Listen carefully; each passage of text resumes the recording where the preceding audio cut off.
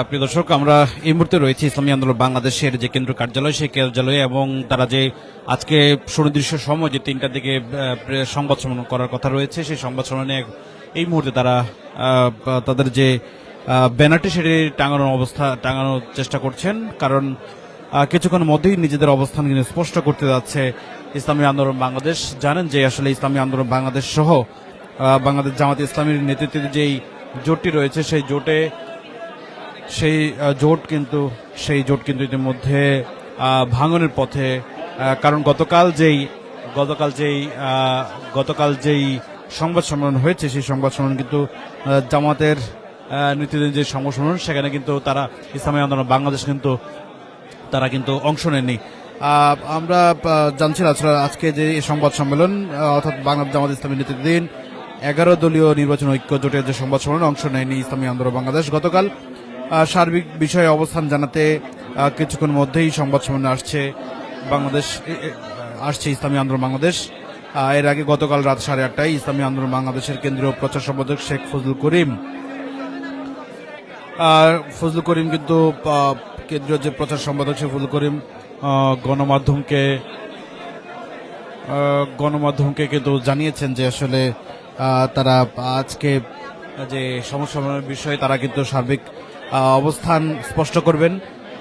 গতকাল রাত 9টার দিকে ডিপ্লোমা ইঞ্জিনিয়ার্স ইনস্টিটিউশনে মিনিটারি সংবাদ সম্মেলন করে 253 আসনের সমঝোতা ঘোষণা দেয় 11 দলের জোট।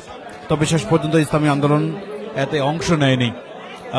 তবে ইসলামী আন্দোলন আজকে যে সংবাদ সম্মেলন হচ্ছে, সেই সংবাদ সম্মেলন আসলে নিজেদের যে অবস্থান সেটি কিন্তু অবস্থান তারা ব্যক্ত করবেন। তারা কিন্তু ব্যানার লেগেছেন নির্বাচনী সমঝোতা বিষয়ে ইসলামী আন্দোলনের অবস্থান শীর্ষক প্রেস ব্রিফিং, এবং তার মানে বোঝা যাচ্ছে যে আজকে যে সংবাদ সম্মেলন, সেটি কিন্তু তারা নিজেদের অবস্থান স্পষ্ট করবেন।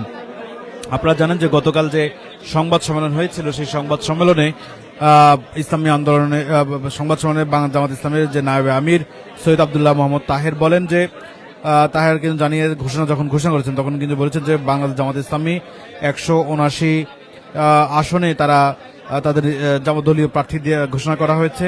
এছাড়া জাতীয় নাগরিক পার্টিকে দেওয়া হয়েছে 30টি, বাংলাদেশ খেলাফত মজলিস 20টি, খেলাফত মজলিস 10টি, এলডিপি 7টি আসনে লড়বে। এছাড়াও এবি পার্টি 3টি, বিডিপি 2টি, নেজামুল ইসলাম পার্টি 2টি আসনে প্রতিদ্বন্দ্বিতা করবে বলে জানান তিনি। কিছু আসনে আসলে এখনো তারা সমাধান করতে পারেনি, যার কারণে 253 আসনেই তারা সেখানে দলীয় প্রার্থী ঘোষণা করা হয়েছে, অর্থাৎ জোটের পক্ষ থেকে প্রার্থী ঘোষণা করা হয়েছে।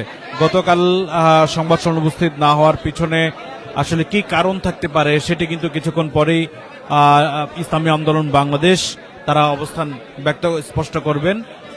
সেই অবস্থানে বোঝা যাবে আসলে ইসলামী আন্দোলন বাংলাদেশ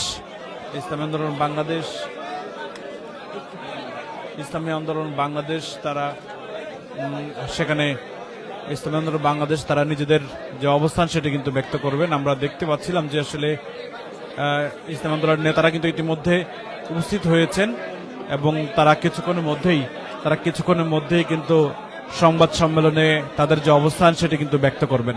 তো আমরা একটু আবার ব্রিফিং শুরু হলে আমরা আবারও লাইভে যুক্ত হচ্ছি। এই মুহূর্তে কিন্তু বিদায় নিচ্ছি আমরা।